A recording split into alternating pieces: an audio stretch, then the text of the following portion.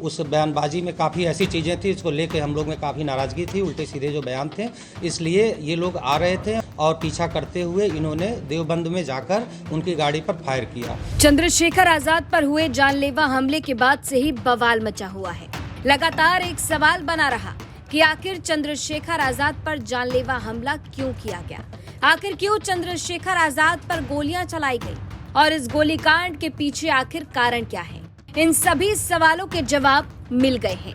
शनिवार को पुलिस ने हमला करने वाले चारों आरोपियों को अंबाला से गिरफ्तार किया, जिसके बाद आज यानी रविवार को पुलिस ने इस हमले के पीछे की वजह बताई। सर्विलांस की ये टीमें लगातार काम कर रही थी और हर घंटे इनकी मॉनिटरिंग की जा रही थी। इसी क्रम में ये तथ्य निकलकर सामने आया कि ये 4 लड़के हैं, एक बिक्की जो कि हरियाणा का रहने वाला है, एक बिक्की रणखंडी का रहने वाला है, एक प्रशांत है और एक लविश है।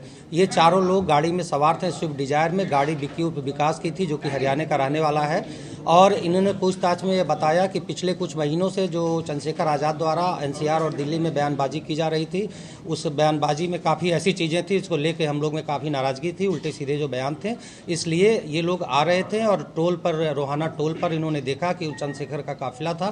तत्काल इन्होंने अटैक करने का प्लान बनाया और पीछा करते हुए इन्होंने देवबंद में जाकर उनकी गाड़ी पर फायर किया। कुल 3 राउंड फायरिंग के द्वारा की गई है जो 315 बोर के तमंचे से की गई है और इन अभियुक्तों में से कुछ का आपराधिक इतिहास पूर्व में 307 और लूट का रहा है। जो एक दो घटनाएं हैं जो प्रेस नोट में हमने मेंशन कर रखा है। ये लगातार काम करने के पश्चात इन चारों की गिरफ्तारी की गई, गाड़ी बरामद की गई, वेपन बरामद किए गए हैं। इस पूरे घटनाक्रम में डीजीपी महोदय द्वारा जो पुलिस टीम काम कर रही थी उसको 50,000 रुपये का पुरस्कार प्रदान किया गया है। घटना का जल्दी से जल्दी इनके अनावरण करने के कारण इनकी गिरफ्तारी हरियाणा से की गई है। वहाँ यहाँ की टीम गई और वहाँ पापड़ थाने में एंट्री कराई गई है। एंट्री करा के इनकी गिरफ्तारी की गई, लाया गया इन्हें वहाँ से और इसमें जो भी राजपत्रित अधिकारी लगे हुए हैं उन सभी को प्रशस्ति पत्र भी प्रदान किया जा रहा है। जी, इनका आपराधिक इतिहास हमने मेंशन कर दिया है प्रेस नोट में 307 के और कुछ अन्य मामले पूर्व में है, वो सारी चीजें हमने आप लोगों को मेंशन कर दी है। 4 में से 3 का आपराधिक इतिहास अभी तक हमें प्राप्त हुआ है।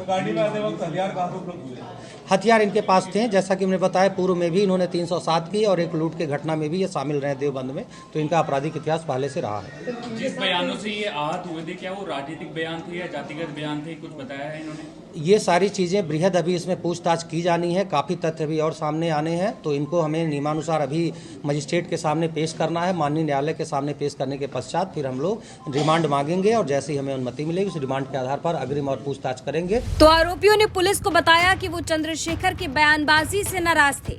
चंद्रशेखर आजाद ने कुछ दिन पहले कुछ ऐसे बयान दिए थे जिससे सभी आरोपी आहत थे और 24 जून को जब उन्होंने चंद्रशेखर की गाड़ी देखी तो सबसे पहले पीछा किया और फिर देवबंद पहुंचते ही गोलियों की बरसात कर दी। इस हमले में चंद्रशेखर आजाद बाल बाल बच गए। इस गोलीकांड के आरोपी हैं रणखंडी का रहने वाला प्रशांत, विक्की, लविश और हरियाणा के करनाल का रहने वाला विक्की उर्फ विकास। पुलिस अब सभी आरोपियों को रिमांड पर लेकर आगे की पूछताछ करने वाली है।